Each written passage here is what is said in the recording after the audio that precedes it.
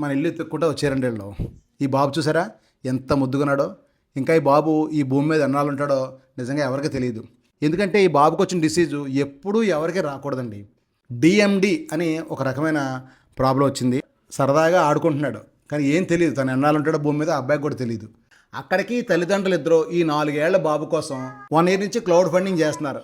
1,40,00,000 funding వచ్చింది. కానీ ఈ బాబుకు కావాల్సింది 26 కోట్ల రూపాయల ఇంజెక్షన్ అండి. అది మీ వల్ల నా వల్ల అందరి వల్ల అయ్యే పని కాదు. ఎంతమంది హెల్ప్ చేసినా 26 కోట్లు కలెక్ట్ చేయడం అనేది చాలా కష్టంతో కూడుకున్న పని. వీళ్ళు కోరుకుండేది ఒకటే, ఈ విషయాన్ని ప్రభుత్వానికి చేరేయండి. వాళ్ళ ద్వారా మాకు ఏదో రకంగా మా బాబు బ్రతికితే మాకు ఎంతో ఆనందం అని ఆ తల్లి చాలా చాలా బాధపడతా నాకు చెప్తుంటే నాకు ఎంతో బాధ కలిగిందండి. ఒక్కసారి అసలు ఏంటో ప్రాబ్లం ఆవిడ మాటల్లో వినండి ఒకసారి. మాది కర్నూలు అండి. మేము బాబు కోసం క్రౌడ్ ఫండింగ్ చేస్తూ ప్రతి ఊరు వస్తున్నాము. బాబుకి డిఎండి అనే ఒక అరుదైన వ్యాధి ఉంది. మేము రాజమండ్రి వచ్చాము.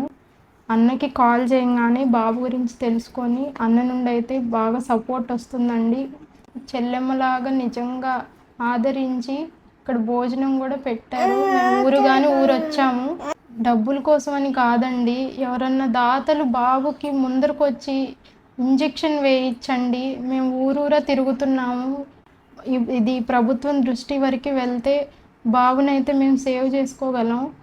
అన్నం తినే చేత్తో అడుగుతున్నానండి, ప్లీజ్ అండి మా బాబుకి పునర్జన్మ ఇవ్వండి.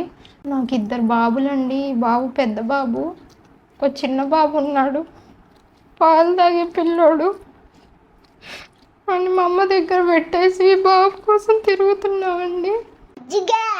ఇన్ఫ్లుయెన్సర్స్ ప్లీజ్ ఒక వీడియో తీయండి అన్న బాబు కోసం. నేను రాజమండ్రి రాగానే అన్నకు కాల్ చేయగానే అన్న బాగా రెస్పాండ్ అయ్యి బాబుకి ఈ విధంగా హెల్ప్ చేయడానికి ముందుకొచ్చారు. ప్లీజ్ మీరు కూడా ఒక వీడియో చేయండి.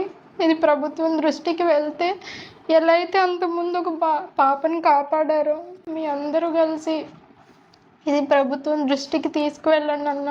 ప్లీజ్ బాబు కోసం ఒక వీడియో చేసి బాబుని సేవ్ చేయండి అన్న. ప్లీజ్ అన్న, ఒక చెల్లెల్లాగా అడుగుతున్నానన్న. నాకు అన్నదమ్ములు కూడా లేరు. ఈరోజు నా అన్నింటికి వచ్చిన